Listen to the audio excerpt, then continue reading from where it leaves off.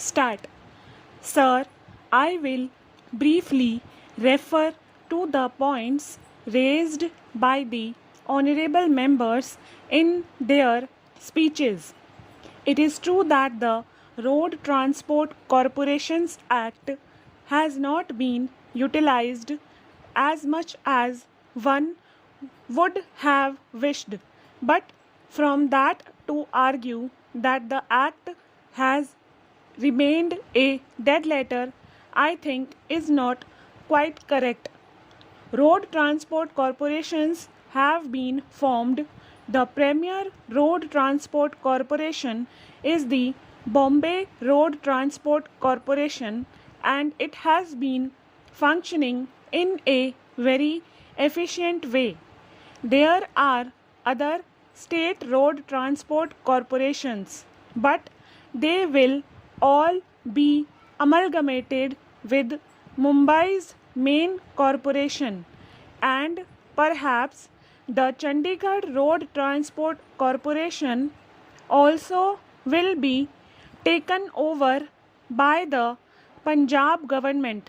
Sir, it is true that the state governments have preferred departmental operation, departmental management for the running of these road transport services. All of them wanted to make a beginning, and some have made a beginning. The states of UP, Bihar, Madhya Pradesh, Rajasthan, and Kerala wanted to make a beginning, and they naturally wanted to proceed cautiously. They wanted to expand slowly, and it was but natural that they wanted that all the profits that they could make out of this should go into the state coffers. When a corporation is formed, naturally there is central participation, and it was also envisaged that private operators might also share in the capital and become part of this corporation, though it has not materialized. The state governments thought that they had better keep the center away from this business so that they could run this undertaking themselves, so that whatever profit they are able to make, they could have for themselves. I, for one, shall not quarrel with such an intention. Perhaps if I had been in the state setup, I would have done the same thing. Now, a situation has arisen when the state governments find themselves almost at the tether's end. They want more and more capital to be sunk in these undertakings, and it is not easy for them to find this capital. So, this question was gone into by the Planning Commission in consultation with the Ministry of Transport and also in consultation with the Ministry of Railways. The railways are willing to participate in these road transport undertakings because this participation of the railways in the state undertakings obviates any difficulty with reference to the road rail competition. At present, there may not be any question of road rail competition. There may not be any question of competition.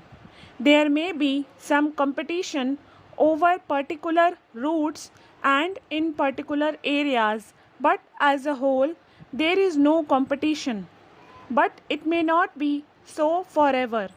A day may come when one form of transport may undercut another form of transport. Now, if you run the road transport services by means of a corporation, you immediately avoid the prospect of such a cutthroat competition on any date in the future, and it is for this reason that the railways are willing to participate and share in the capital of these road transport corporations. They have already done so in all these corporations.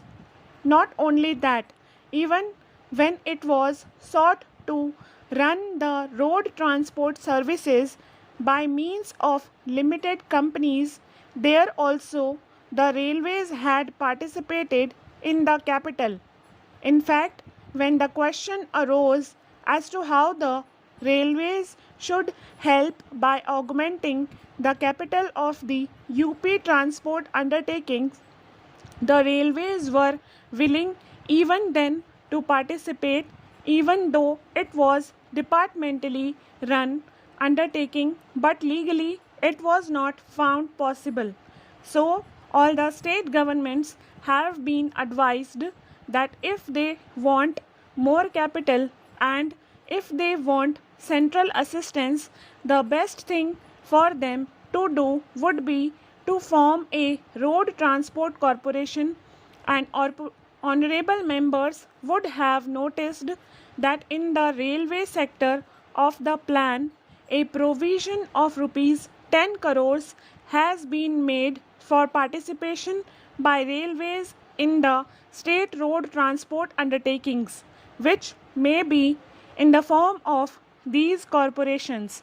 So that is the position with regard to these corporations. As I said in my opening speech, we were told that the Karnataka government is also willing to form a road transport corporation.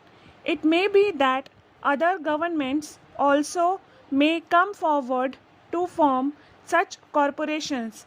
Here, I should like to say that it is not so much the form in which these undertakings are run that is to be considered important as the way in which the services are run.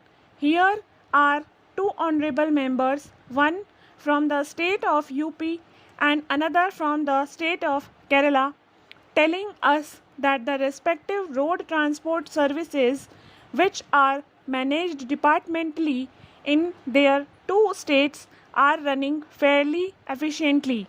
If that is so, if the departmental management can provide efficient and quick service, I have no quarrel with that. Although it may be that they may not be able to find additional funds and they may reach a point of saturation. Stop.